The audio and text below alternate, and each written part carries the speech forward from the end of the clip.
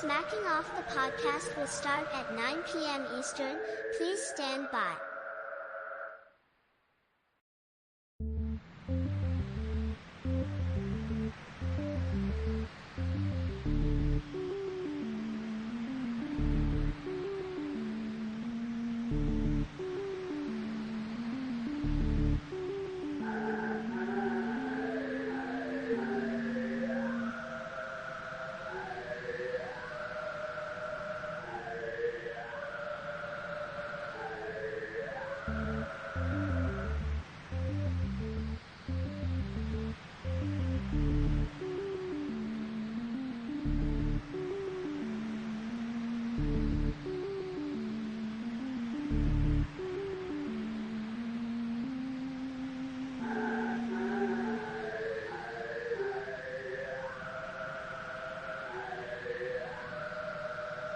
Smacking Off the podcast will start at 9 p.m. Eastern.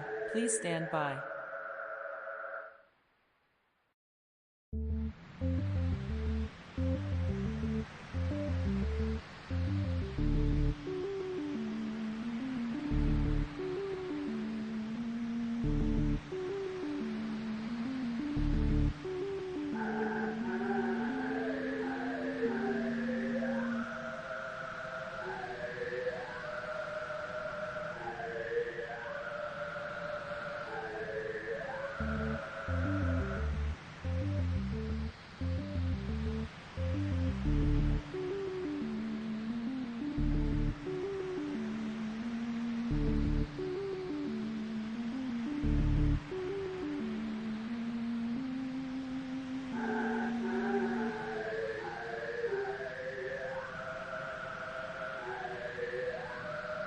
Smacking Off the podcast will start at 9 p.m. Eastern.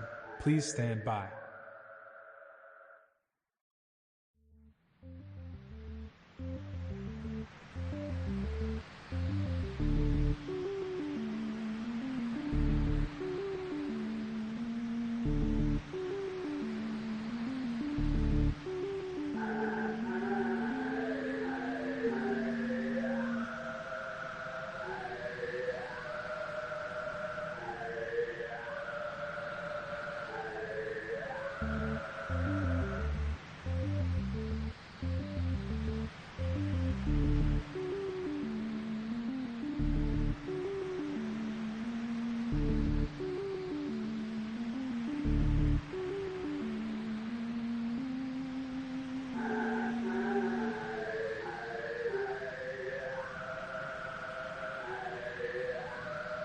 Smacking Off the podcast will start at 9 p.m. Eastern.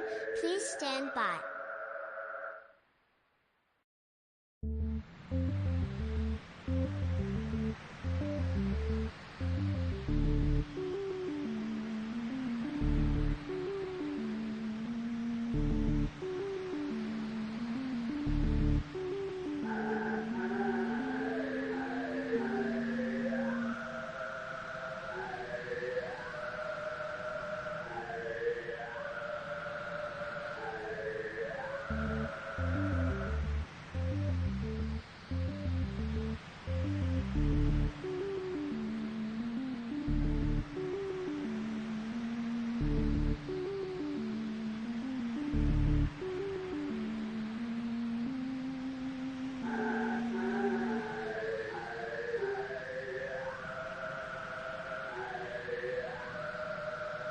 Smacking Off the podcast will start at 9 p.m. Eastern. Please stand by.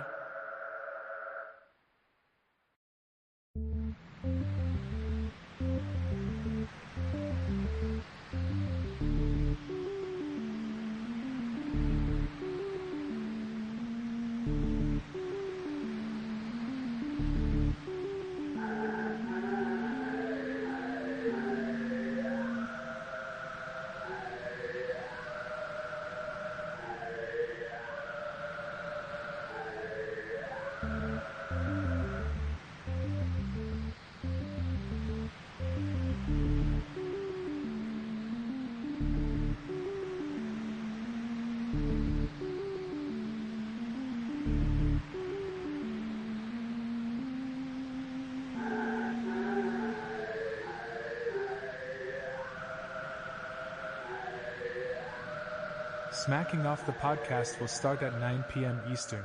Please stand by.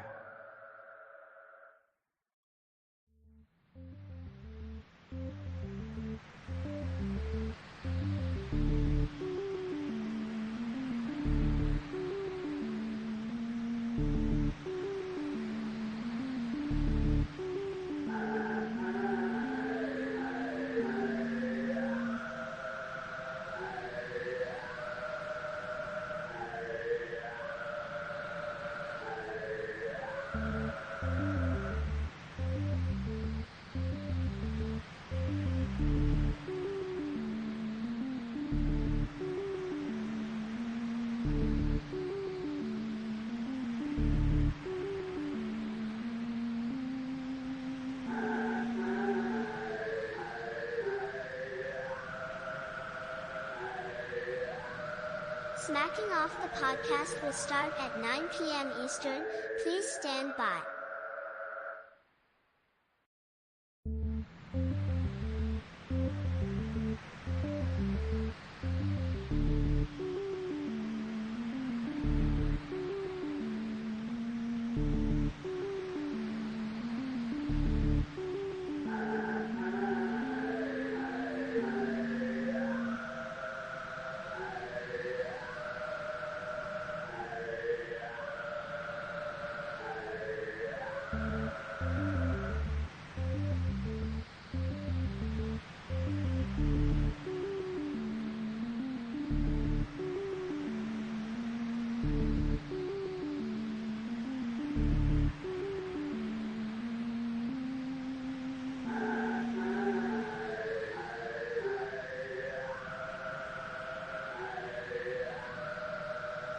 Smacking Off the podcast will start at 9 p.m. Eastern. Please stand by.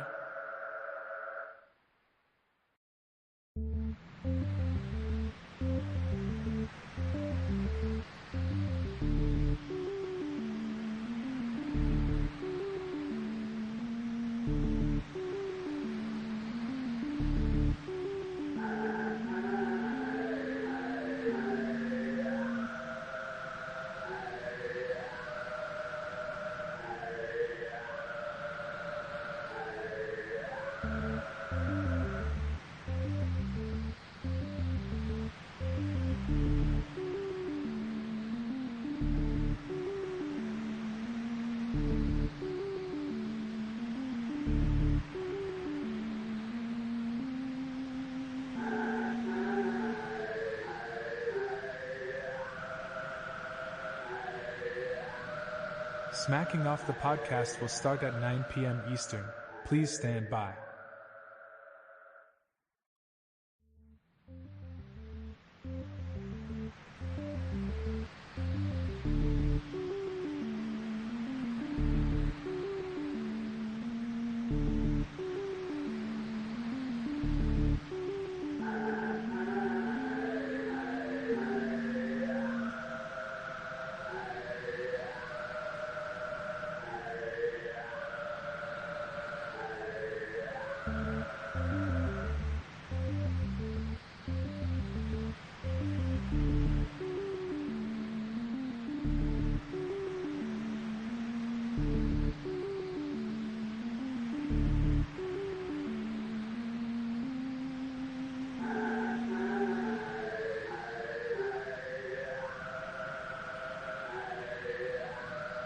Smacking Off the podcast will start at 9 p.m. Eastern.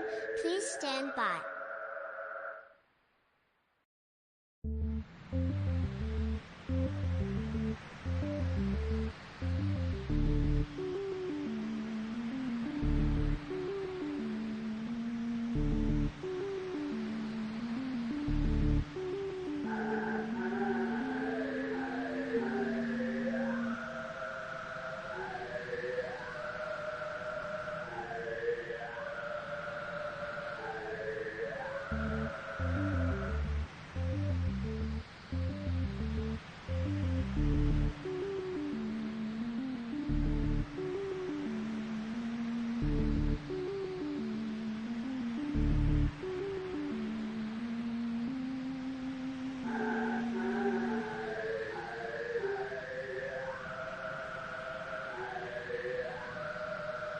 Smacking Off the podcast will start at 9 p.m. Eastern. Please stand by.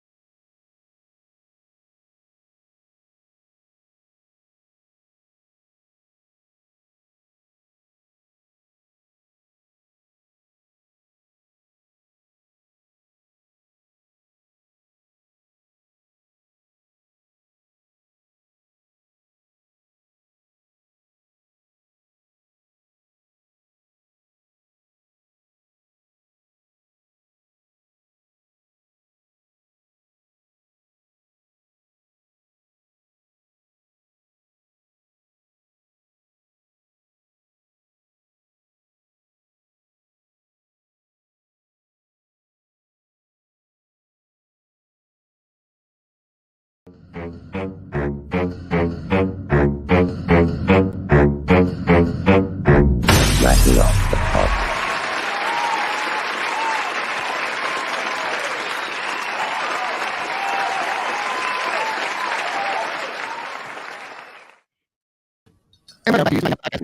Shannon, Madden, and we got some Douglas Phillips. Gonna go with Dr. Balls, Robert Arthur. What's up, guys? What's up? Living the dream Dr. all day. Balls. A honky tonk man. Honky tonk man. So the last time I checked is still not in the WWE Hall of Fame. Is that correct? That's a sad day. Should he not be though? He's kind of been rather obstinate about it. I don't know if he's already made it in, but he was famously there for a while. I know, and I don't know how recent of a while ago this was, but he has been on record as saying what a joke the WWE Hall of Fame is, and if they give him a nomination, he'll get around to answering their request. Goodness. Well, that makes it hard to induct him.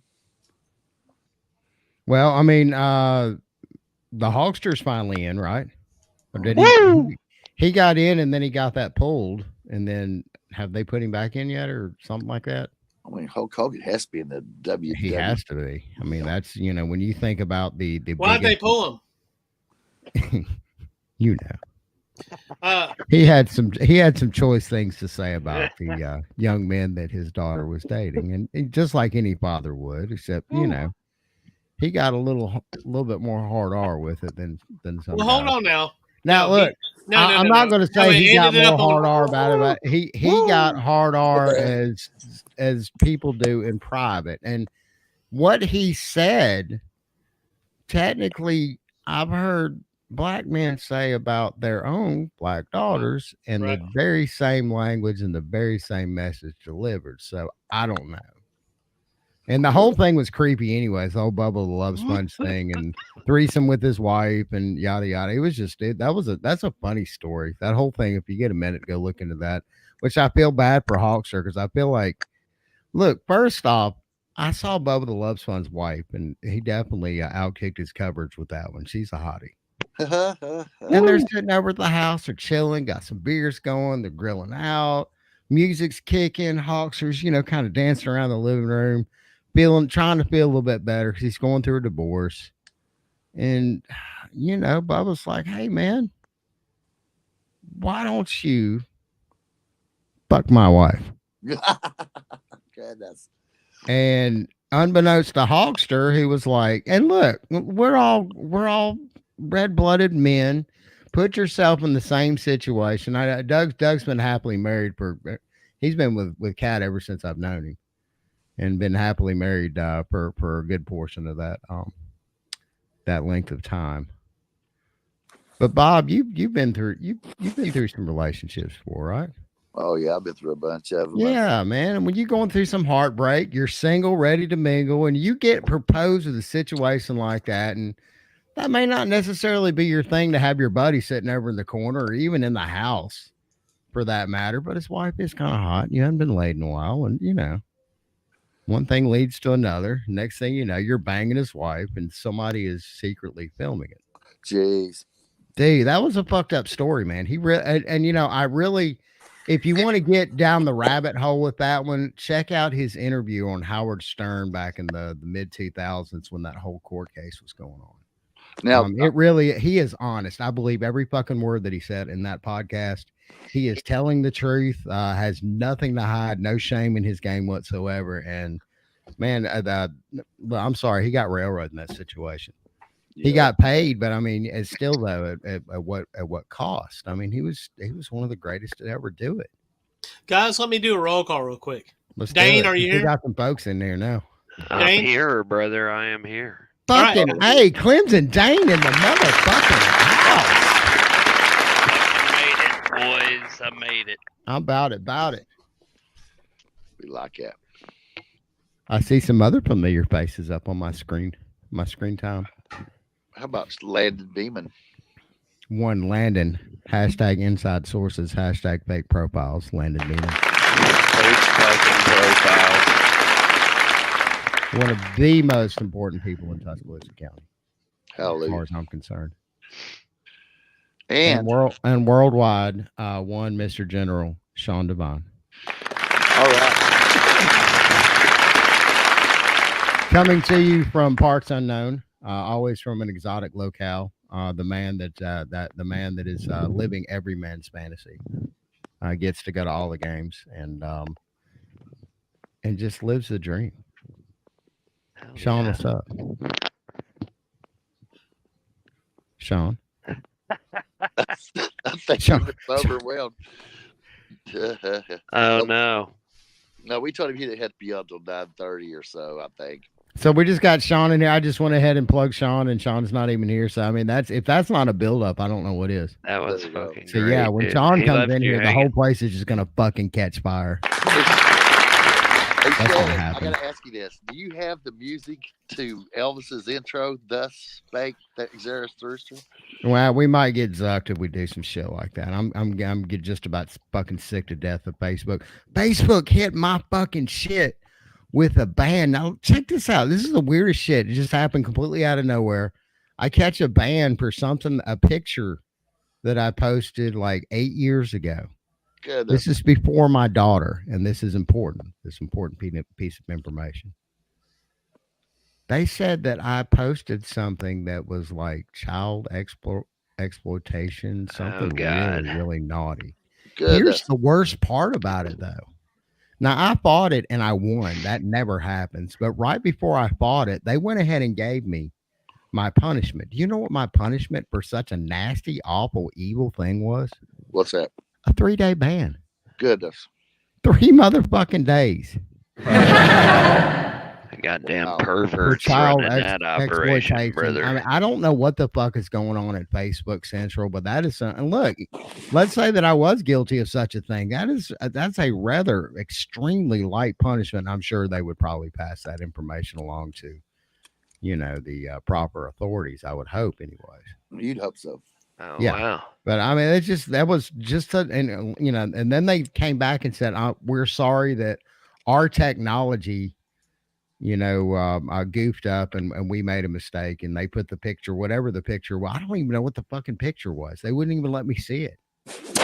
They banned me for putting in I posted a video from the album Houses of the Holy that uses the original album art, and they said, "Oh, that's got children's. It's got the naked children's in it."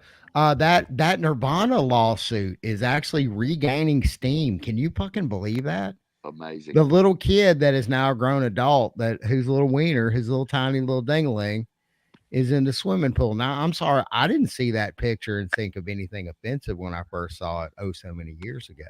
No, especially a baby, a naked baby, blindly swimming after a dollar bill in a swimming pool. At the time, I was of that age group. I was, I believe, 17 or 18. No. When Nevermind dropped, shit, I was like 15. Very impressionable young age, and of course, I caught the imagery immediately, and I didn't think anything salacious about it whatsoever. They could have airbrushed the little kid's ding dong out, but then it would have been perceived as a little girl, and then somebody would have thrown a fit about that too. Whatever, man. Well, yeah, they laugh in Europe about that kind of stuff, man. You go to the beach in Europe, you see whatever you want, and people ain't nobody sprouting no woody or nothing like that. You just but I mean look, man. I don't. Anyway, that's a whole nother entire episode that we could do on shit like that. I just that was the weirdest fucking thing, and it underscores how badly Facebook is operating these days, and everybody wants to point to old Elon and X. But I mean, I don't know. At least people are having fun over there. It seems like. I don't know. Anybody on X? Anybody doing the tweets? Oh, I Twitter a little bit, but all I do is share what we do. Basically. I Twitter. I just scroll through that bitch. I don't really add too much content on there. Too much on Twitter. Shannon, follow me on Twitter. Yeah, I need to get my Twitter reactive and go ahead and start doing Snapchat and showing pictures of my ding dong. You need to rub some hot sauce on your Twitter, is what you're saying? No, we had that conversation in chat. Yeah, I actually did that. Mr. Walker was picking some peppers, whatever those peppers he were. Well, I just want to say, and I'm going to go ahead and put this out there. You got the oil on your penis, didn't you? No, I mean, I have managed to avoid this my whole life, and I've been cutting jalapenos forever. But apparently I did not wash my hand correctly tonight. And yeah, it's kind of like pouring. You got to use soap and hot water for a few seconds because that's oil, and that oil. Nah, it's gone now. It was just a sensation. But it was on. But it was a sensation. You got a sensation, didn't you? You got a tingle. There was a sensation. Yes. Yeah. Fake profiles. How's it going? How's it going, fellas? Long time no see. Man, there's been a lot that's happened in the Alabama Nation, and I've just been dying to fucking have you on. I know, because a lot of inside sources. Inside sources. So I've got one question, and then I'm going to let y'all take over. Okay, Landon. Mm-hmm. Did we get turned down by Landing? No. Landing wasn't even considered. Stop it, guys. How about Dabo? No. Yeah, Dabo didn't even get a phone. Did we even call Dabo? Did we even send him a text? No. Dabo has a clause in his contract with Clemson. This is nonsense. It says that Alabama will be incinerated as soon as they try to hire Dabo, right? He is not allowed to take any calls from Tuscaloosa, Alabama. No, seriously, he has a clause in his contract. He cannot. If he accepts the Alabama job, he owes a certain percentage back to the University of Clemson. I'm serious. That's a real thing. That's not like a total percentage of his whole entire lifetime contract. No, it's worse than that. If he actually takes the job, he's got to let the president butt fuck him. Jeez. Yeah, it's bad. Well, that's not so bad. He might enjoy it. No, not at all. From the Dane, you care to respond to that? Nope. All of that is factual. Everything on this show is factual. Dane believes that University of Alabama called and begged and pleaded for Dabo Sweeney to come take the Alabama job. No, absolutely not. But they definitely did. Did you hear that, Arnold? Did you hear what he just said? Can you imagine that? Alabama getting on their hands and knees being like, Dabo, please come to Tuscaloosa. We need you. Landon, I don't know if you've heard or not. The dynasty. We need a Gator Bowl. We need a Cheez-It Bowl. All right. We need you. They're moving the statue to LSU. It's done. It's done for us, Landon. Save us, please, with some hashtag inside sources. I know. It's just terrible, man. We had to hire a guy who's 104-12 and took the fucking Washington Huskies to the national title. It's horrible. A really depleted Washington Huskies. The guy before him took that same program to the guy before him went 4-8. Jimmy Lake went 4-8. There were he took over a 4-8 program. Y'all, there were only 4 coaches in the playoff. 4 coaches took their team to the playoff. Mm-hmm. One of them was not available because he was our coach and he was leaving. And it was sad. How many there players? Were 3 other coaches does available. Alabama currently Kirby Smart. There's no way in hell roster? Kirby Smart is ever going to leave Georgia. Inside sources. He's going to die in Georgia, and I hope that he does soon. Then there's the old Jim Harbaugh that's everybody knows he's headed to the NFL, or he's going to have some NCAA baggage coming with him if he, for some strange reason, decides to stick around in college and head somewhere else, whatever. Maybe Michigan will call Dabo. Maybe Michigan will beg Clemson to take Dabo. Maybe, but there was only one coach left. There was only one other coach out of all those other coaches we could have talked to. But they definitely interviewed Lanning, and they definitely called Dabo. And to say otherwise is absurd. They did not interview Dabo. Stop. I didn't say they interviewed him. I said they called. No, they did not, Dane. They were told no. They did not call him. Okay. They did not call Dabo Sweeney. Okay. Oh, my God. All right. You have lost your mind. Sources, brother. You have lost your mind. Quit listening to Sports Illustrated. All right. No one called Dabo Sweeney. Okay. Especially Alabama. My God. Why would we Did you call hear that, him? Arnold? Why would Dane last up? Why would we call him? Tell me why. I'm listening. Why? Tell me why. You call him? What does he have to show me? Tell me what he's won without Trevor Lawrence and Deshaun Watson. He took over a program that was mired in mediocrity for decades and built it into a national championship program and did it again and was at the CFP how many times in a row? 6 in a row? Come on, dude. And when's the last time you've been to the CFP? I'm just curious. Doesn't even exist. In 2 years ago? That's so sad. 3, you mean? Like that. Well, going on 3 years. Yeah. Uh-huh. And why is that? Is that a harpsichord? I mean, you don't win them all, dude. I mean, football, you have to get extremely lucky. You mean we don't have a number 1 overall pick at quarterback? Dude. Do what? The ukulele didn't do it for you, nor Club Dick. Who's after Club Dick? Is it Trevor Lawrence 2.0? You think, or is Clemson even in the running for a 5-star quarterback? I would imagine it's Chris Vizina. Oh, the kid from Birmingham who couldn't even get an offer from Alabama. It might be that guy. God help. Is he a walk-on? No, he was a 5-star recruit. Boy, that's scary. What is this music? I don't know. It's fucking great, though. I'm getting hard. How many players does Alabama have on their roster right now that are not in the transfer portal? Why are we talking? That are not in the transfer portal right now? Right. Well, there's 120 you can field on a roster. So I would say does Alabama have fielded right now? Probably 95 to 100. We don't have a game. We don't have a game for months, Dane. How many of them are walk-on? Listen to this music and chill. Hey guys, let's take a break real quick and we'll recollect our thoughts. Can we replay that music while we take a break? Why do we have to take breaks? I'm confused. We do.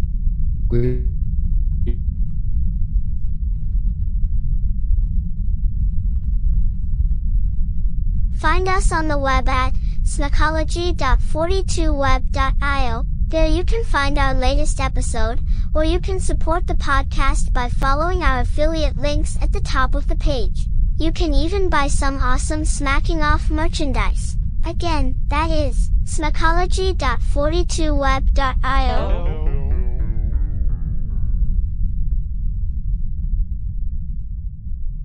We're here at Commonwealth Stadium, representing for the Kentucky Wildcats, right against the Georgia Bulldogs. Right, and I'm live here, and there's fun and excitement going on. I know you can see that. This is Smacking Off, the podcast. Hi, we're Fiverr.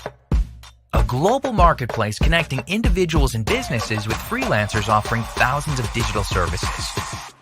Graphic design, web development, video editing, e-commerce marketing.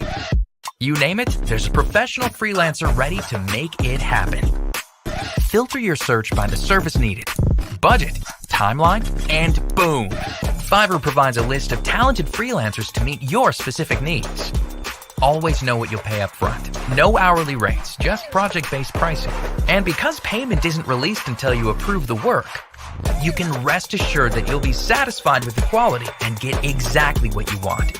Our support team is always available to answer questions or offer assistance when you need it. With the whole world of freelance talent at your fingertips, what might you achieve? Join today and find out. Fiverr. It starts here. Ladies and gentlemen, welcome back to Smacking Off the Podcast with your host, Arnold Schwarzenegger. It's Terminator 2. Hell yeah. There's a light in his face, and you really can't make him out. Move him over to the. We're doing that for copyright. We're doing that for copyright purposes. I don't really feel like being on camera tonight, but I don't feel like being on camera tonight. Nick Saban. No, Nick Saban does not have. He doesn't have a misshapen eye. You see the eye here? That was horribly. I can't really see it because of the fight. Oh wow! T1000. Oh yeah! Oh no! I see it. I couldn't see that before. Too. Yeah, that's all right. Hell yeah, brother! You've been in a fight, bro. Sean, Sean, are you there? Melted off. No, I'm here. Good evening, gents. Sean Devine, ladies and gentlemen. Let's give him a big hand, like we should have a long time ago. We built you up, and then forgot that you were coming on later. Then I got reminded, and I'm kind of stupid. So it's all good. No worries. I've been drinking a lot of coffee now. Ow! I wanted to make sure to be awake for this one. I struggle with that conversation. So I need to have some coffee. Coffee will help you. Yeah, I mean, coffee is very helpful. You're a man of a It's very healthy too. It is as long as you don't get all that and drink like 7 pots, like some people I know in this household. 7 pots. That's a lot of pots. That's a lot of pots. Damn it, Jim. It's a lot of coffee. There's a lot of coffee that flows through this household. A lot of coffee. What kind of coffee y'all drink? Of course, because there is the mass quantity of coffee, and we lost our sponsorship with Bones. Hadn't seen the Bones Girl in a while, so we have to go out and actually shop for coffee again, like Pours. We go and get that hard stuff, the French roast that the Walmart makes, the Sam's Choice. Old Roy. I've been trying to talk Cat into the Old Roy. French roast. Old Roy is good coffee, is it not? Dane, dude. The French roast is spot on. I mean, Dane. Seriously. Dane, do you drink the Old Roy coffee? I am sponsored by Black Rifle, sir. Oh, fuck me. You are Black not. Rifle product. Where's your Black Rifle t-shirt? You're supposed to be wearing some product or have a banner up or something. I don't. You have I just put them out there, man. Black Rifle. I didn't see your What's up? Drink Black Rifle, baby. No try. How about Folgers, man? I'm with Folgers. I can't endorse anybody else. There you go. Drink what you want, people, but Black Rifle. Yeah. That's right. Black Rifle, man, we like that. We like the whole idea of it. It commemorates the M16 A1 through A4, which all this is well acquainted with. I wonder if we lost everybody, Dane. What's that? I wonder if we lost him. It says I'm in the show, but I don't see anybody else's picture. And I don't hear any of the other gentlemen. Oh, I'm just fucking with you, Bob. Oh, yeah, Bob's getting fucked with. Hell yeah! I hate. Preferable to Pete's coffee. How about that? How about that Kentucky Clemson game, Dr. Hold up, Dane. Hold up, Dane. Pete's coffee. Pete's, yeah. Peets. Pete's. Pretty good. Shannon, pretty good. Have you heard of Pete's coffee? Shannon? Shannon's asleep. God damn it. That's what I'm saying. And now Landon's asked if we can hear him. Landon? It's on some kind of trip. That's what I'm trying to tell you. You know. Oh, sorry. Now we can hear you now because I added you back. Ah, yay. See, there's supposed to be a producer that's like watching all this shit, but I'm drinking, so. Oh, okay. Yeah, dude, that's how you do it. Who's all in here? Sean, you in here now?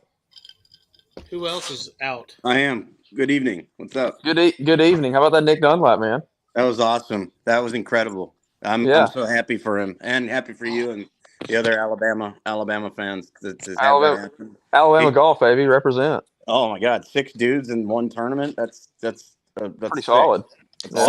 So Sean, I just want to say that you said I need to start watching more Alabama basketball, and I went ahead and tuned in the other night. And it's tough to win in that How was arena. that? And Tennessee has a very good team, so I wouldn't, fuck those balls. God damn it. Hey, fuck basketball, bro. It's almost baseball season. Clemson ain't doing very well, are they, Clemson? Sorry, Dane. Clemson finally showed who they were. We knew they played a soft, out-of-conference schedule, and now they're playing an ACC schedule, and they're coming back to earth rather quickly. Yeah, they've had some injuries, and they haven't rebounded at all. So, I think Shannon left the show. Did you hear him say "fuck you" before he left? Anybody? Well, if he didn't, I feel offended. What the fuck? No, I never heard him say that, but if he didn't say it, I'm offended. So we were in the middle, though, talking about Clemson and Alabama, how many people they got left on the roster. So what do you I think Landon said 90 something. I don't believe that. There is no fucking way. Because how many people do you think entered the portal? I can hear you, 40? Shannon. Thank you, Doug, because everybody else is being. I'm asking. Rude. I don't know. I don't think Dane. I don't think Landon meant like they're all on scholarship, but 90 to 100 if you include the walk-ons. Yeah, you have 120 on a roster, so if you take away probably 25, that's 95 players transferred. I think it was 7. I think was the number on the last season. On the Athletic. I think it was 7. 7. Does that include the QB that just entered? Well, they got a QB. I didn't see the one that went in the portal, but I mean, you're asking how many players just entered the portal, or are you asking how many players that played meaningful minutes entered the portal? Yeah, both. Shit. What's your situation there? Nobody really knows. I don't know. I've heard that a lot of players are transferring out, though. Oh, yeah. They were going to transfer out even if Nick Saban didn't retire. A lot of players were. Now, Caleb Downs wasn't. Caleb Downs would have stayed. Now, he's the only one that's hit the portal that we probably never wanted to hit the portal. Those are young men that these are hell of a players. They're not committed to the process at Clemson lost a couple of players this year to that shit. I wish them the best on their journey, but they're just not committed to the process. I'm okay with that. Right. I'm totally okay with that. I would add one more to that. I would add one more to that, Landon. I would add Caden Proctor. I think he was all SEC rookie or freshman, this year at tackle. So I think that's another one. But other than spreading Downs, the love, man. The other SEC than is going to be interesting. There's going to be a lot of great young men playing, and there's Alabama's going to they're going to reload. Y'all have a pretty rough schedule this year. I'm not going to lie. I think everyone in the SEC has a rough we all do. Now they finally got smart and got rid of divisions. Y'all got what you signed up for. Now Alabama picked up an offensive lineman from Washington in the portal that is pretty good. Thank God. He's a center. Did y'all see our center against Michigan? Did you see our center the whole entire fucking whole entire year? Oh my God. Fuck, we'll take anybody. I'll take one of Dabo's Church of Christ members at this point. I don't give a fuck. I hope to I see will take him anybody. I hope to see him in a playoff team. I really do. And that's that. Seriously, the numbers are going to go through the roof. Vegas will respond. Best of luck, kid. I don't know what good he's going to do any Power 5 team ever. Dude's the worst fucking center I've ever seen in my life. Dude. Horrible. We've had some stutters at that position over the past few years too. Let's not kid ourselves. But oh my God, with that guy. I'm not even going to say his name because I really don't want to curse us in that way. It's Sarah McLaughlin is what it is. Who it is? Sarah McLaughlin that does the pet. Yeah. The pet Yeah, commercial. Sarah McLaughlin. He doesn't deserve to be called Seth. Sarah. Building a mystery. Building a myth. No, I'm not. I'm talking about the pet commercials where you're saving the dying pet. Dude's fucking horrible. Sarah McLaughlin, yeah. That was his mom, I guess. Yeah, he's Sarah McLaughlin. Sarah McLaughlin Jr. Oh yeah, we're saving pets one Snug 11s at a time. That's good. Yeah. But yeah, I mean, I think the portal. I think Florida State took God knows how many players from Alabama, but hell, they were all 3rd and 4th string players that never really played. Yeah, man. I mean, look, spreading the love. It's okay. The legacy of Saban will live on. And I really like this new guy coming in. I really do. And look, I'm not going into this thing with rose-colored glasses and saying we're marching back into the playoffs this year. That's ridiculous. The only knock on your coach, though, is that he's not a great recruiter. And look, and he still somehow got what in the playoffs. Alabama I'm not has fucking come hearing to that expect, shit. That's ridiculous. Like, that is you know what I'm saying? He's able to develop talent. That's all I fucking care about. That's important. That's it.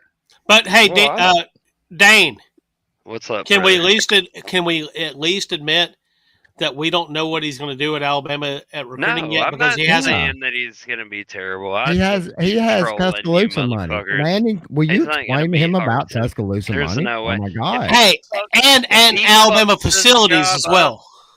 Oh yeah, all of that. NIL, facilities, everything, exposure. Well, I mean, to be fair to him, he can't recruit right now because the cycle's over. So there's only the system is rigged against. There's only Alabama one guy right now. we can recruit, and that's probably that's the 5-star receiver Ryan Williams that we're battling with Auburn and Texas for. So if he lands him a 5-star receiver, I mean, I can't say that he can't recruit, but I damn sure that's the Washington kid, right? No, that's the 5-star kid out of Saraland High School. Saraland. That was that group that Pike was trolling. He owned Saraland for like a couple months. That's right. Yeah. Something different though. So I mean, that's the only player that he can truly recruit right now out of high school. Recruit everybody on his own goddamn roster right now. It's fucking crazy what college football has become. Yeah, he's got to re-recruit them, and some of them he's lost. Everybody. But some of them that some of them entered the portal. These players for depth, man. Like people he's gonna really have be bitching about Dabo not using the fucking portal to bring in gobs of players, but he believes in developing and he gives those scholarships to the walk-ons when somebody fucking transfers out. Like, we develop players. Dane, now all of a sudden another coach that does it that way comes in at Alabama and you're completely okay with it. Is what's funny to me. Why do you our coach doesn't do it that way? Dane, our coach doesn't do it like Dabo. Well. Okay, dude. He does it. What are you talking about? He doesn't recruit well. He does. Dane, look at his recruiting. Nobody knows if he recruits well or not. Dane, explain to me who the fuck could go to Washington and recruit. Tell me a coach that could go there and land top 5 classes. So Alabama doesn't know if he can recruit or not, and that was the only guy y'all went after. We're about to find out if he can recruit or not. We're about to find out. Okay. Dane, we already know that anybody can recruit at Alabama. But what was Clemson's record last year with all that recruiting? No. That's for real. It's been proven over a century. You talking about Clemson's record last year, Doug? Hold up, everybody. It wasn't playoff worthy, was it? Landon? No, definitely. Landon. I mean, shit, Dane. Jimbo Fisher could recruit. How'd that work out for him at Texas A&M? Not very good. How did he do at A&M compared to Florida State and the ACC? How did he do? Didn't do well, did he? Landon, but he could recruit. I've never thought he was a good coach. And that guy's a fucking Landon. What? I apologize, but we got to go to a break. Scholarship, Barry. Dabo Sweeney.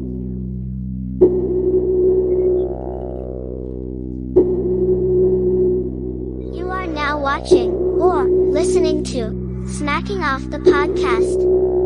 If you love it, tell your friends about it. If you hate it, share it with your enemies. It was just a small gift from Mummy and Daddy. One, however, that would spark a bit of an obsession. It started out innocent enough, as these things always do, but quickly lit the fuse to something bigger. Mum and Dad encouraged other activities, but alas, had to sell things almost as fast as they bought them. Friends and family thought it was cute. It's just a bit of fun, they said. It's just a phase, they said. Well, it's all fun and games until your child is 34, still lives at home, and absolutely nothing has changed. These things should really come with a warning label. Buy, sell, eBay.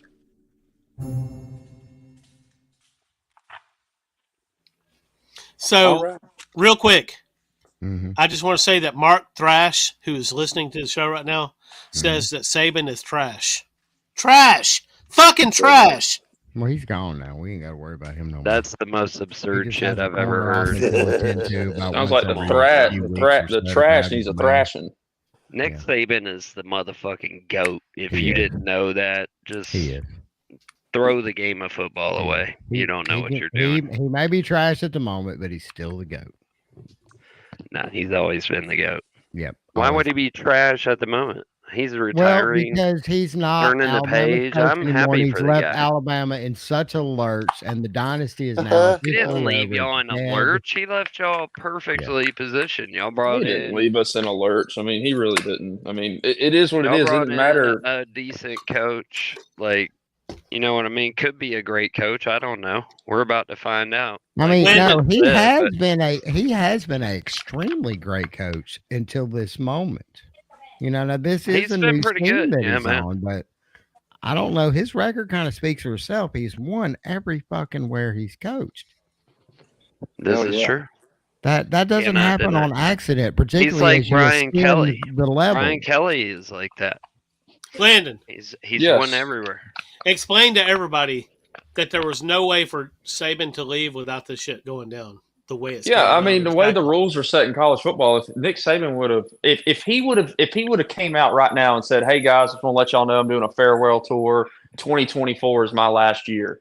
The whole season, this upcoming season, every single coach, everybody in America, all they would have done is been calling our players, trying to tamper with them, getting them to come play for them while we got a season going on. So if he did it that way, that way would have effed up. Well, no, they're doing it now. So I'm saying that's what I'm saying. There's no matter what way you did it, there was not going to be a win result, no matter what. He timed it up well, though. He left y'all in the best possible situation, I believe. Yeah. Oh, absolutely. Got a team that didn't belong in the playoffs at the beginning of the season into the playoffs. He did it I mean, that's the magic of Nick Saban. Early enrollees came in. Okay, so Dane, Landon, did it the best way. Y'all both know that Saban could have rode this shit right down on the ground, making what, $11 million a year? Yep. And he could have did that shit, and it could have he could have did like Bowden did it at Florida State, which was. You mean like Bowden and Paterno, where they like ran the program into the dirt because they were too old to even know what the fuck was going on? Not necessarily in the dirt, but into mediocrity, and got them to an unmanageable point to be able to, kind of get it back to that point. They were just maintaining the status quo. A better example of somebody leaving while things are good would have been like maybe Bob Stoops when he handed Oklahoma over to Lincoln Riley. Right. Well, I mean, the whole reason Nick Saban retired, that no one's going to announce to the media, and he's not going to either, because this would put all the attention on her as opposed to him. But Miss Terry got diagnosed with early stages of dementia. So, and we have gone back and forth on this show. Hold up, everybody. With that, everybody, stop for a second. Go ahead. Okay, go ahead. Go ahead, Shannon. We have gone back and forth on this show with that because somebody, and I can't remember from where, but somebody reported early on that. I may have been something I got from Scott.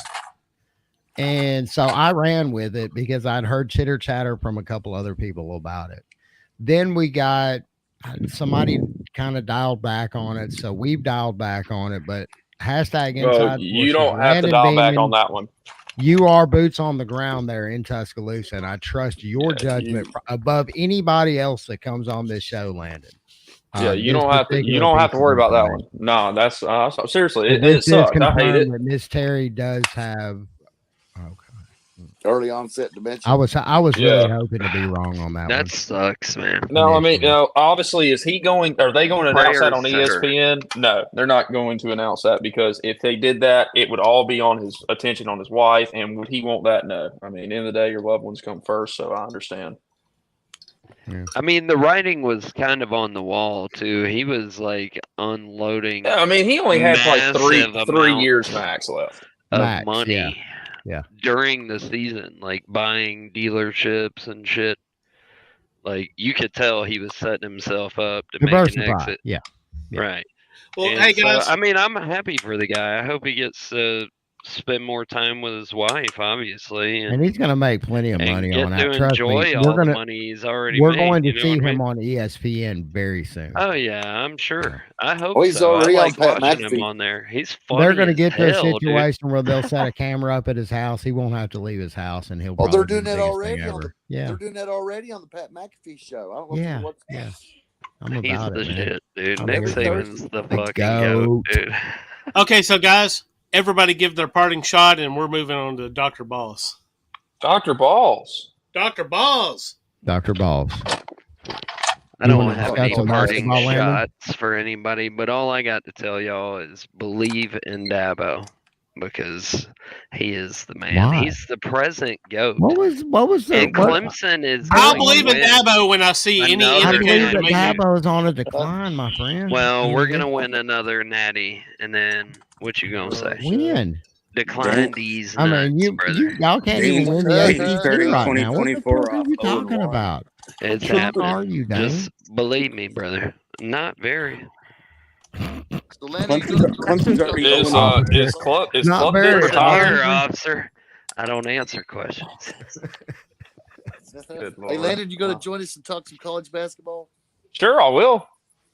Let's do it. Okay, so am I leaving?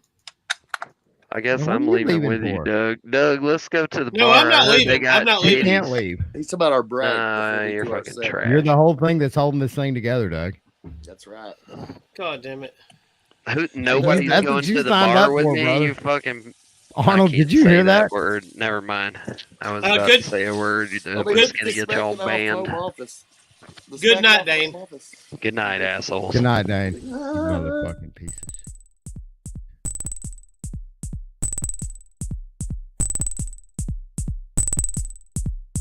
Support Smacking Off by commenting on, liking, and sharing our videos.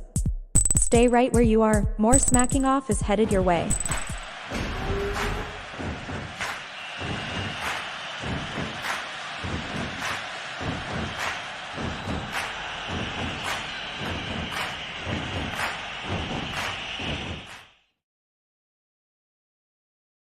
I just received a marketing plan from a freelancer on Fiverr. It's great.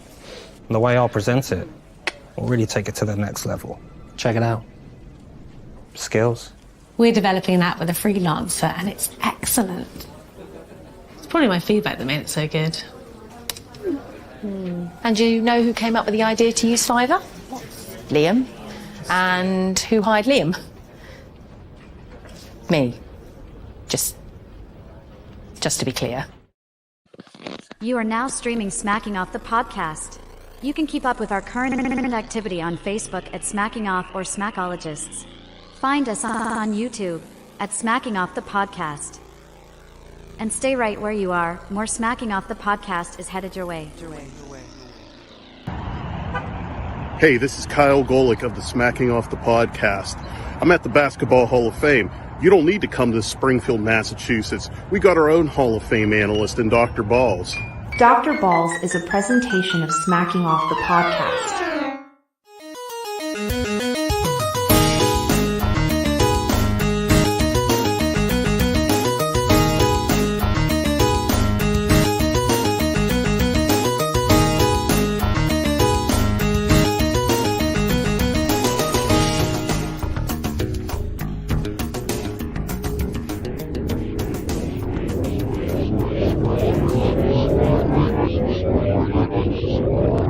the balls.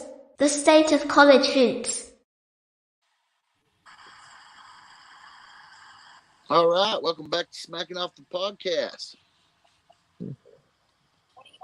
And we're here with Sean Devine and Doug Phillips. And did Landon join us? I'm right here. I'm here. Killer. Well, guys, before we get into some of the stuff that went on, Sean and I predicted 2 games pretty well from last week. We talked about, Iowa State and BYU won that game. That's one already. But here's what I want to talk about, right? And unfortunately, I'm a Kentucky homer, as you guys know. Just like we have Alabama homers on the show, Bob's a Kentucky homer. Well, who? I mean, you and Shannon, obviously. No, I'm not. I'm no homer, man. Okay, we know that. But I love Alabama football, too. But anyway, guys, the 2 guys that were ineligible for some reason by the NCAA earlier in the year for Kentucky came back. And they're both 7-footers. And one of them can shoot the 3 from 25 foot deep. He passes like Larry Bird. And he's dunking about every other time he touches the basketball. They call him Big Z Eventicek. And I've been saying all season long that Kentucky looked good, especially with all the talent they got everywhere on the court. DJ Wagner, Dillingham, Reed Shepherd. All them dudes are great. But now they're complete. And everybody they got that can run. And, guys, I'm telling you, it's over. Kentucky's going to win the championship. It'd take a major slip-up and a coaching gaffe for Kentucky to not win the championship at this point. Are you talking about the SEC championship, Robert? I'm talking about the national championship. The national championship? Whoa, okay. Oh, yeah, I wasn't sure till now. The SEC, I understand that one. Now I can get behind you on that one. Well, now that Eventicek is here, this guy is something else, man. I'm telling you guys, they already had with Bradshaw and Reeves, Reed Shepherd. I mean, now, Robert, I will say I did not get a chance to watch Kentucky play on Saturday. I didn't get a chance to watch Alabama play Tennessee. I was unfortunately at a funeral, so I didn't get a chance to watch any college basketball at all. So but none of that would shock me. I mean, Kentucky has looked good. I mean, they have, but I did not know about this guy coming back for y'all or anything. I didn't know about this. This is the first time hearing about it. Yeah, I've been keeping that updated on the show here about because I have a real problem with the transfer portal and how it's working for some teams and not for others, right? Uh-huh. But the NCAA is trying to show, and I know Doug has problems with the NCAA as well. And the NCAA is trying to exert their power now through eligibility because they're going to lose that litigation. By the way, and I don't know if you saw it. Like, obviously, a bunch of states had sued them over what they're trying to do with the portal, but now the federal U.S. Justice Department is joined in on that lawsuit against the NCAA, and they're going to lose because trying to prevent a kid from transferring whatever he wants, that's just not going to fly. So. Whether you like the transfer portal or not, if you're in favor of student athletes being able to have a choice of where they want to continue their education and their athletic career, I think it's going to be obvious who's going to win this lawsuit. Oh yeah, I think so as well. And Sean, you and I predicted, we talked about Kansas State on the last Dr. Ball show, and what they do, they upset that team, like we said. We were ahead of it. Yeah, they beat Baylor, and BYU and Iowa State was a great game. We talked about that one. Yep. And that was a great game. And then Creighton and UConn was a tough game, man. That's one of the lowest scoring games I've seen in a while on both sides, man. That was a dog fight. You were talking about how great Kentucky is, and I agree with you. I think now they're starting to find the rhythm, and, man, they got athletes, just boatloads of athletes. I think you guys have 2 7-footers on that squad. 4. 4? Well, yeah, because 2 of them were just declared eligible. So before you had Bradshaw and the transfer from NC State, now you got Dabo and Eventicek, right? I just wish we could see, and we won't. Hopefully, we'll get it maybe in the tournament. But man, how much would you love to see UConn play Kentucky? I think that'd be just an absolutely awesome game. I was pretty sure that Creighton would lose that game at UConn. I think it was last either Tuesday or Wednesday. The days are running together on me, but it was $2 beer night, and it was at not XL Center there, but instead they played it at their old on-campus gym, Gamble Pavilion. And that place, when it gets loud, it's really compact, and the noise, it was incredibly loud. They were riled up, ready to go. And their defense brought it, man. It's rowdy. watched part of that game. We couldn't make a damn thing, and the part of that's on us, and the other part is their defense. I gotta give their defense a lot of credit, man. They locked our guys down, and Klingon came back. It was his first game back from, I think, either an ankle or a foot, and he only played 16 minutes. But man, they were very important minutes, and it showed why Klingon is one of the best big men in the game. And as much as I hate losing to UConn as a conference rival, I got to tip my cap to what Hurley's done with that program, and that's why I really love to see. And we never get what we want in the NCAA tournament because crazy stuff happens all the time. But man, I would love to see right now Kentucky play UConn. I think that would be one of the best games in a long time.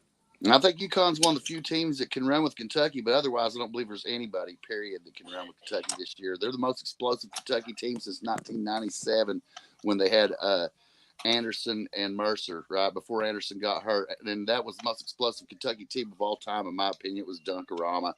I like the 96 team. That was that team really was incredible to me. Oh, it was a great team, but as in 97 with Anderson and Mercer, it was just the wings were so explosive that nobody could run with them. In 96, it was a complete team. From top to bottom, they were complete from top to bottom, and that was an all-time great team. Yeah, that 96 team, man, top to bottom was absolutely one of my favorite teams to watch of all time, and they really got it done.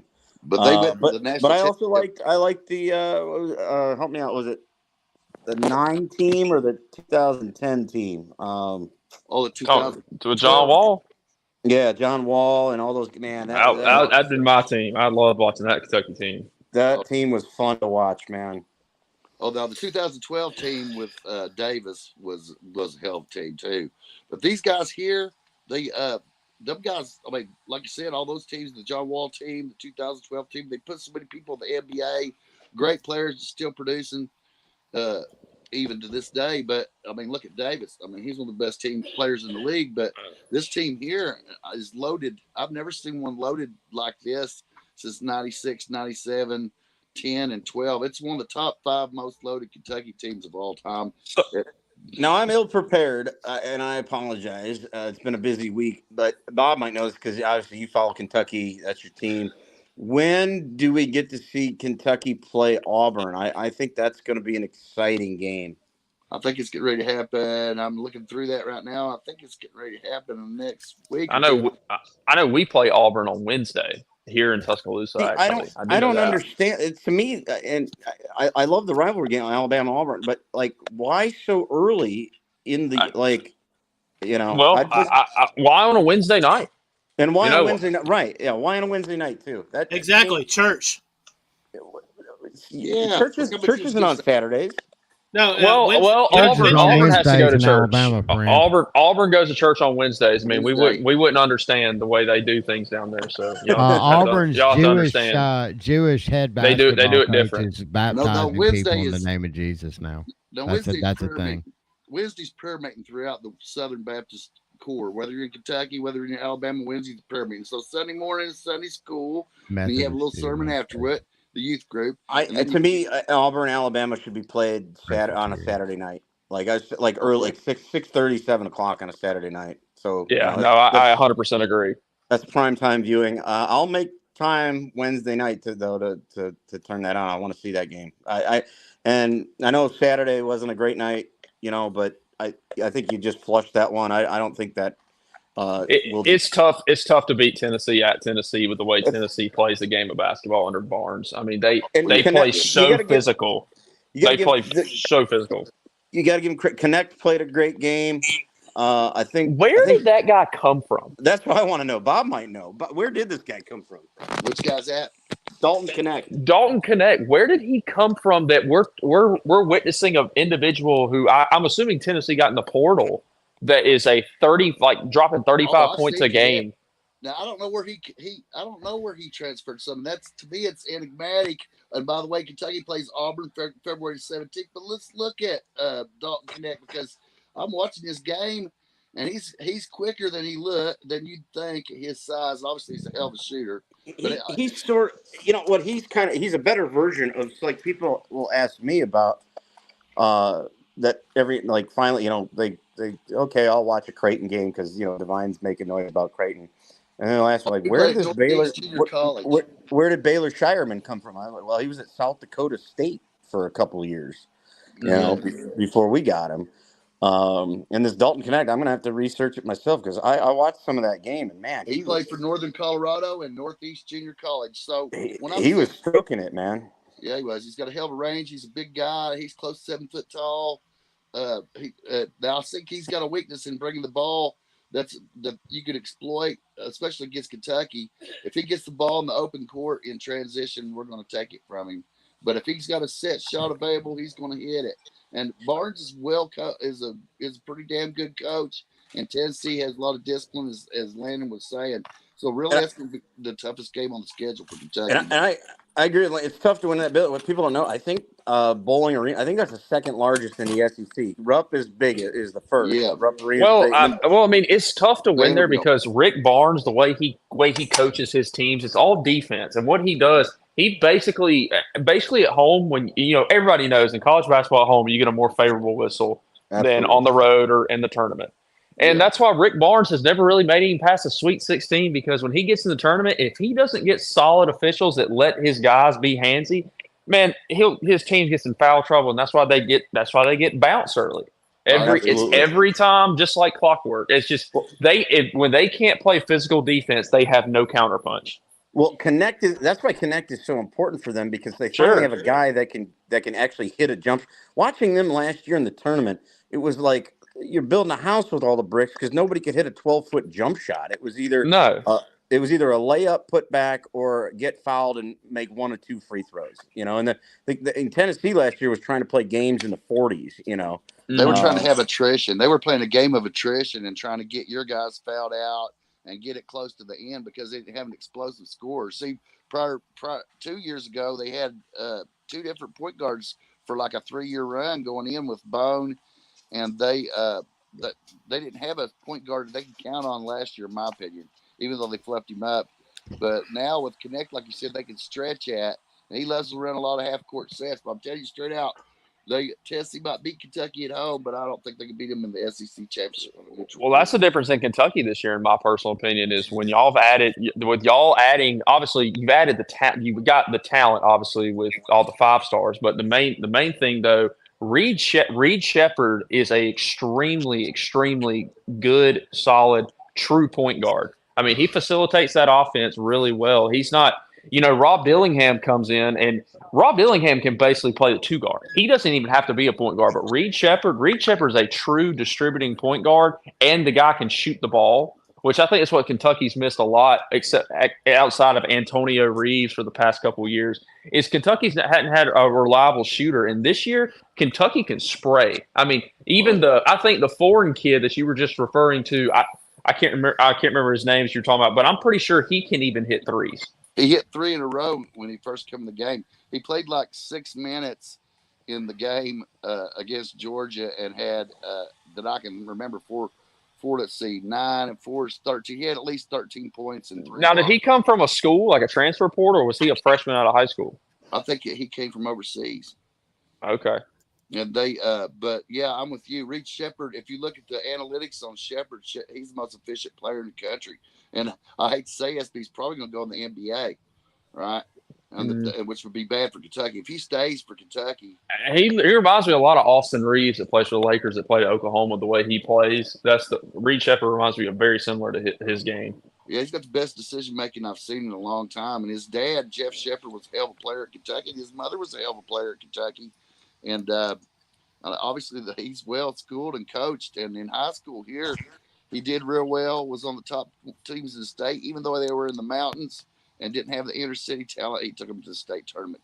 Mm-hmm. So, no, I would completely agree with that, Bob. Like, I think Kentucky's going to win the regular season title. I think they're going to win the SEC tournament title because of what they've started to be able to do now is they can play the inside and outside game. So they can kill you either way, and that's deadly, man. When you can score any way on the court, that's dangerous. So the very thing that's going to make them win is also their Achilles heel, which is they're undisciplined. And on defense, sometimes since they're young, they make mistakes. For example, Georgia was getting dunks off the inbound. They had a guy from Melendez looked like he was on NBA Live 96 or something. He kept getting so many dunks from young player mistakes off the inbound plays, but it didn't matter how many, because they kept they just scored and scored and scored. And like Landon said, they could hit it from anywhere. Bradshaw was hitting the three. Dillingham hit the three. DJ Wagner hit the three. Reeves hit the three. So it's like, to me, I've changed my So to me, it's Kentucky's either going to lose like round 1 or round 2, one of those first 2 games, and it'll be like a fluke, or I think they're going to the Final Four. Yeah, like to me, that's where we're at with Kentucky, because when they're playing at their best, you go, this is one of the 4 best teams in the country. Absolutely, like, and really easily. I think UConn's really the only team that can really play with them. I think we'll run Purdue out of the building. Edie is too slow for our 7-footers, and I think Kansas could play with you for a little while. I think Arizona could play with you for a little while, and then UConn. Other than those 3, maybe I guess you could say Baylor, Houston would probably present a few problems. Other than like those 4 or 5 teams, yeah, I don't think there's anybody else that really. Other than, obviously, in the SEC, we're gonna see about Tennessee, we're gonna see about Alabama, we're gonna see about Auburn. Auburn's going to give them a good game, but just like you said, this week even, like Auburn had one game where they lost because they couldn't hit the three, and the next game they blew their team out because they could hit the three. So Auburn's very Dr. Jekyll, Mr. Hyde, man. I feel the same way about Auburn. They could lose week 1 or round 1 of the tournament, or they could run all the way to the Final Four.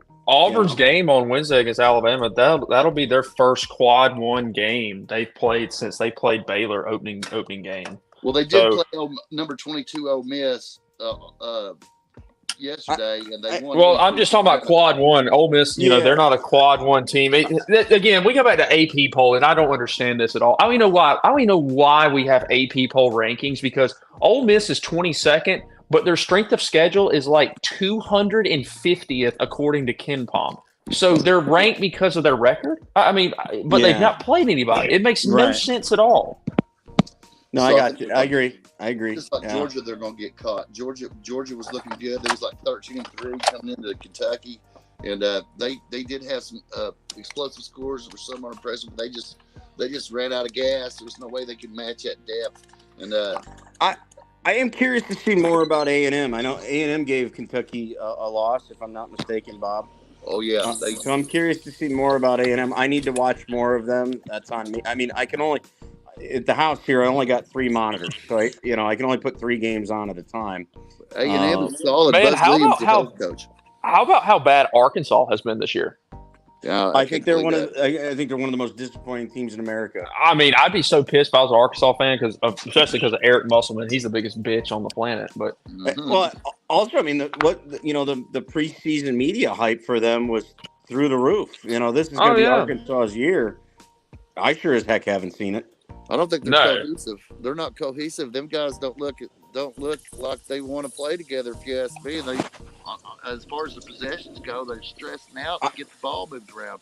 And I tend to agree with Landon. I don't think Musselman is long for that job there. I don't think he's all that in a bag of chips. Well, his problem is he focuses so much on the transfer portal until he doesn't truly do a deep dive into evaluating high school talent. The man literally he would rather take a bunch of random seniors or juniors from small schools and develop a whole and not just take 2 or 3. This man will take 6 to 8 of these guys in a cycle and just try to see if they can gel together for 1 year and have a team.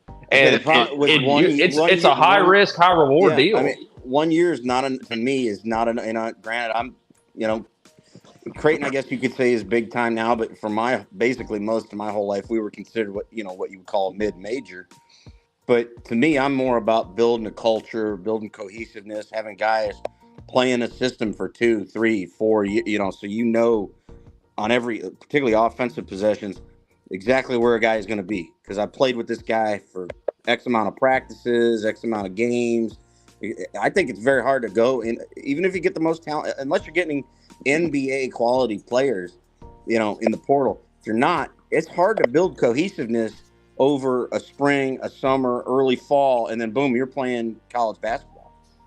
Oh, I agree, and they're not showing any cohesiveness right now. And that's why I've got hope for the future for Alabama, and I still think they're going to do well and probably get in the tournament this year. But those guys are going to. Oh yeah. Alabama's definitely a tournament team for sure. Yeah, we're going to get in the We're going to get in the tournament. We'll be probably about a 6 seed, I think, 6 or 7 seed. But the problem we have this year, I mean, we have a really good offense. I mean, I think according to Kim Palm, I think we were number 1 in offensive efficiency. Now I don't know what that is now after the Tennessee game. I mean, we still put up 71. Ain't nothing terrible. To me, Alabama doesn't have a problem scoring the ball. They score the ball just fine. Play no defense. It's defense. It's too many fouls, and it's giving up too many offensive rebounds to the opponent right now. From what I see from watching the Alabama team. Yeah, I mean, we got the kid Grant Nelson, and everybody was so high on, and he's not a bad player, but he is so. You can tell when he plays against really physical competition in the SEC or anybody else that we've played, like Creighton, Purdue, and Arizona. You can tell he's from a mid-major program. Like you can tell he played at North Dakota State. It's very funny that you mention that because like this past week, Creighton had 2 games, and Kalkbrenner gets pushed around by UConn, and I go, come on, man, what's going on here? One game he plays like a lion, and another game he plays like a lamb. Because then a couple nights later, yesterday actually, Saturday, days are running together. He didn't get pushed around by Seton Hall, and by the way, Seton Hall was tied with UConn in the conference for conference record. Obviously, UConn has the better overall record. But I go, why is this guy he's a junior technically, but I think he redshirted. But why in one game are you getting pushed around by one guy, and then in another game you're not? It's like it's very frustrating. It's similar to his head. It's similar to the young man Landon is describing at Alabama because I watched him, a number of games. And I go, one game, I go, man, this guy's awesome. He's playing lights out. And I watch him another game, and I go, where is this guy? Like, for example, the game that really frustrated me, and I'm sure it frustrated Landon, it was the Clemson game at home. Yeah, that's the one game that we should have won. Yeah, we should have beat Clemson. Won the game. Absolutely. Well, see, basketball is a mental game, and what you do is if you know for sure that you've got a superior athlete, right, that you've got a guard or a guy that's stronger than you physically, right, then you got to do is, or even taller, what you got to do is you got to make that guy make mistakes and get under their skin, and you got to stay attached to him at all times, and that's what UConn was doing to Kalkbrenner, is that guy had him on his hip at all times, and he was keeping his weight on him the whole game, and he was talking to him the whole time, right?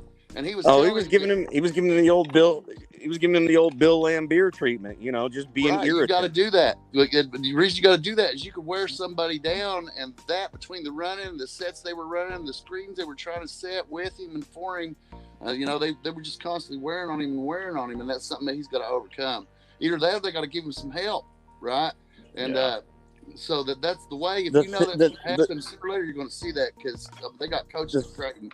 And they're going to the thing that bothers me, and I love Coach Mack, so I'm not knocking him. I don't want him I think Coach Mack is great. But what's frustrating me this year with Coach Mack is Kalkbrenner's backup is Fred King. Fred King is a really good player.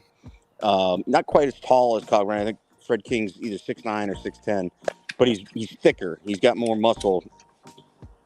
And usually King comes in to, give Kalkbrenner, a breather.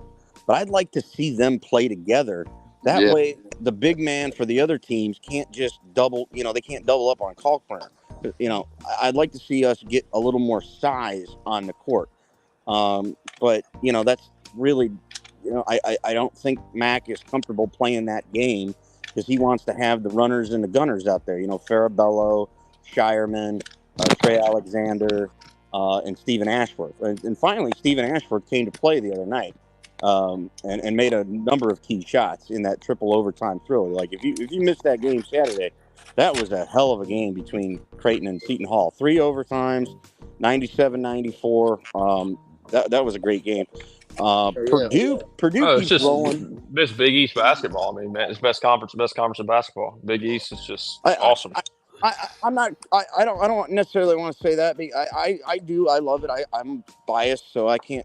If I say it, then it's it's. But I think it's entertaining. I think the SEC has been great this year. I think the Big 12 has been great. I think the Big 10 has a couple of really good teams, and then a lot of detritus. I mean, for example, Bob, you and I, we talked last week. Look at the drop off at Michigan. I mean, I have never seen Michigan basketball this bad. This early in the season in a long time. They're going to make a change to that. Now, they have to make a change to that because Michigan traditionally is a good school. It's put out a lot of players, and there's that revenue in that too. Now, I know the college football is massive to the point where they're driving expansion of conferences on and on and on. But the funny thing, and you're right, college football is the engine that drives everything, just because of the simple dollars and cents that it brings in. But what it has done, that I'm actually excited, I think it's made college basketball better.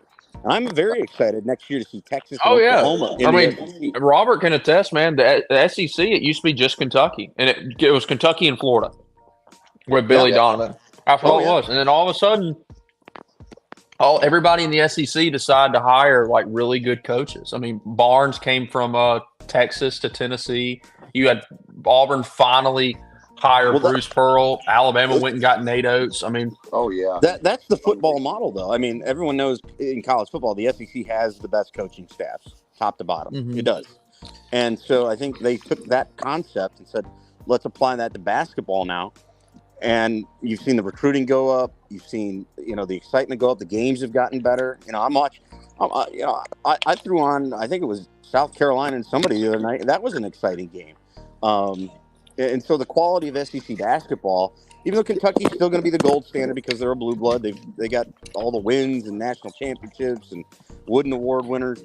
They're still going to be at the top, but they're going to have a lot more competition now from the Alabamas, the Auburns, the Tennessees, the Floridas, even Ole Miss. Ole Miss is, I know, and I think that's better for the sport, for the viewer, for us. We're sitting on the couch watching the games. You don't want to see a blowout when you turn a game on. You want to see something competitive for 40 minutes. And so far, a lot of the SEC games have been great. I mean, Alabama's won the conference tournament and the regular season championship 2 out of the last 3 to 4 years. Well, I think, and historically, Alabama is the second best program basketball-wise in the SEC. No one realizes that. No, they don't. They do not realize that. You know what else y'all don't realize? What's that?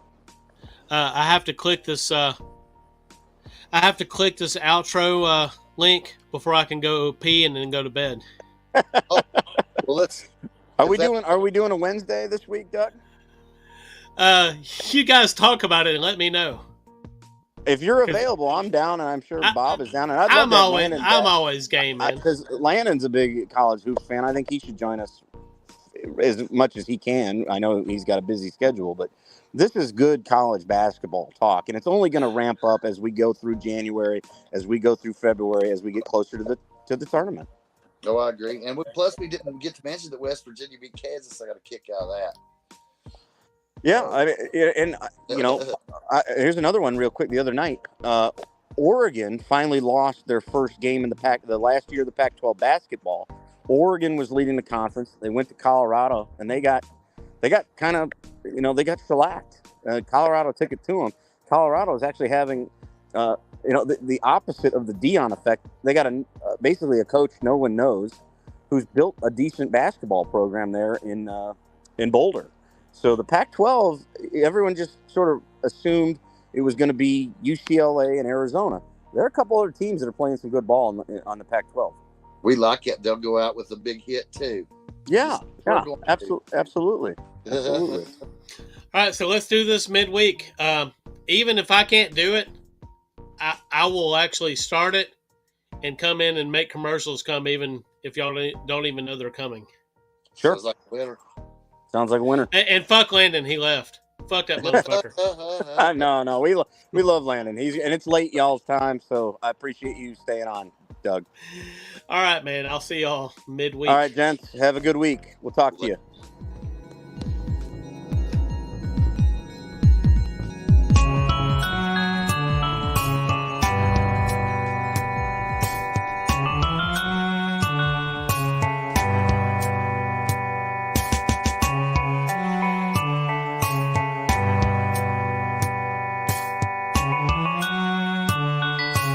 Thank you for supporting Smacking Off the podcast on the X's and O's network. Be sure to keep up with our scheduled live casts and other presentations on Facebook at Smackologists or at Smacking Off, and on our YouTube channel at Smacking Off the Podcast.